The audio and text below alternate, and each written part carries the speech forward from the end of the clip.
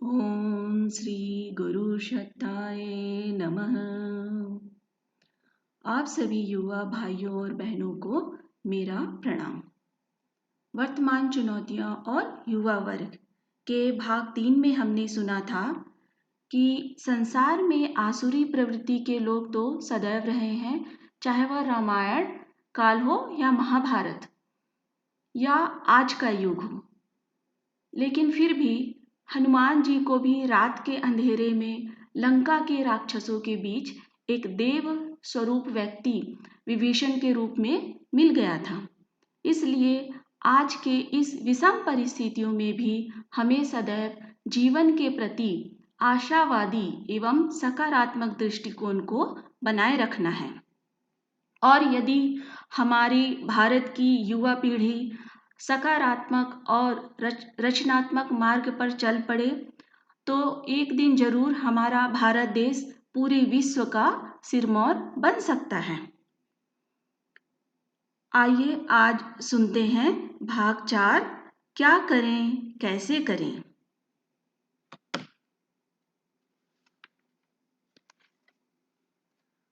सर्वप्रथम युवाओं को अपने मन से निराशा एवं हताशा के भाव को जड़ से उखाड़ फेंकना होगा।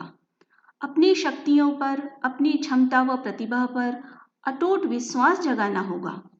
नेपोलियन ने कहा था कि असंभव शब्द उसके शब्दकोश में है ही नहीं।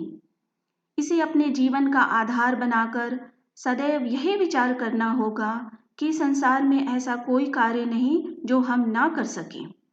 कल्पना करें कि हमारे शरीर में शक्ति स्रोत फूट रहा है, ऊर्जा की धाराएं प्रवाहित हो रही हैं, जो कठिन से कठिन कार्य को भी चुटकियों में पूरा कर सकती हैं।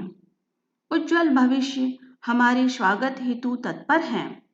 अपने भीतर इस प्रकार का आत्मविश्वास दृढ़तापूर्वक स्थापित करने पर ही हम जीवन की अनेक चुनौतियों का सामना करने में सफल हो सकेंगे। हमारे भीतर यह आत्मविश्वास कैसे जागे, कैसे परिपुष्ट हो, हम किस प्रकार अपने जीवन को उत्कृष्ट बनाएं और वर्तमान चुनौतियों का भी सफलतापूर्वक सामना कर सकें। इसे समझने से पहले हमें भारत के महान युवा सन्यासी स्वामी विवेकानंद के एक संदेश को आत्मसात करना होगा। आइए सुनते हैं स्वामी विवेकानंद ने क्या कहा है।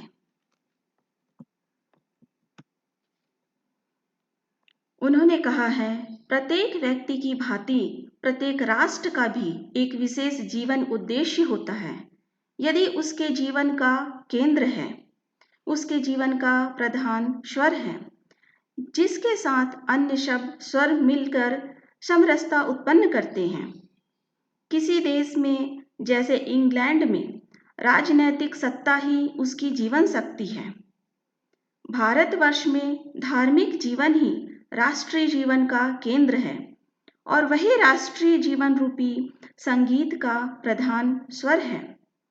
यदि कोई राष्ट्र अपनी स्वाभाविक जीवन शक्ति को दूर फेंक देने की चेष्टा करे, शताब्दियों से जिस दिशा की ओर उसकी विशेष गति हुई है उससे मुड़ जाने का प्रयत्न करे और वह इस कार्य में सफल हो जाए तो वह राष्ट्र मृत हो जाता है।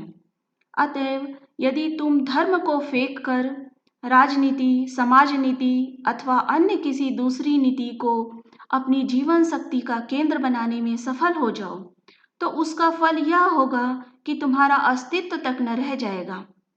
यदि तुम इससे बचना चाहो तो अपने जीवन शक्ति रूपी धर्म के भीतर से ही तुम्हें अपने सारे कार्य करने होंगे। अपनी प्रत्येक क्रिया का केंद्र इस धर्म को ही बनाना होगा। सामाजिक जीवन पर धर्म का कैसा प्रभाव पड़ेगा, यह बिना दिखाए मैं अमेरिका वासियों में धर्म का प्रचार नहीं कर सकता था। इंग्लैंड में भी बिना यह बताए कि वेदांत के द्वारा कौन कौन से आश्चर्यजनक परिवर्तन हो सकेंगे, मैं धर्म का प्रचार नहीं कर सकता था। इसी भांति भारत में सामाजिक सुधार का प्रचार तभी हो सकता है जब यह दिखा दिया जाए कि इस नई प्रथा से आध्यात्मिक जीवन की उन्नति में कौन सी विशेष सहायता मिलेगी।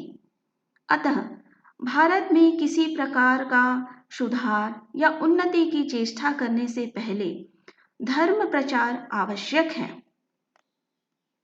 लगभग 100 वर्ष पूर्व स्वामी विवेकानंद द्वारा कही गई इस बात पर गंभीरता से विचार करें। आज हमारी जो स्थिति बनती जा रही है, इसका कारण क्या यह तो नहीं है कि हम धर्म के पथ से भटक गए हैं, अपनी संस्कृति एवं परंपराओं की उपेक्षा करने लगे हैं और पाश्चात्य अंधानुकरण के कारण स्वयं ही अपनी जड़ों को काटते जा रहे हैं। ऐसा लगता है कि स्वामी जी आज भी हमारे सामने खड़े हमें चिता रहे हैं, झकझोर रहे हैं। स्वामी जी की बात को आत्मसात करके ही हम वर्तमान चुनौतियों का सामना कर सकेंगे। धार्मिक जीवन के द्वारा ही हम स्वयं को सुधार सकेंगे और समाज व राष्ट्र को भी उन्नति के मार्ग पर ले जा सकेंगे। आवश्यक है कि हम स्वयं को पहचानें और धर्म के वास्तविक स्वरूप को भी जानें। आशा है ये ऑडियो सीरीज आप सभी को अच्छी लग रही होगी। मैं आप सभी के उज्जवल भविष्य और अच्छे स्वास्थ्य की कामना करती हूँ और इसी के साथ ओम शांति।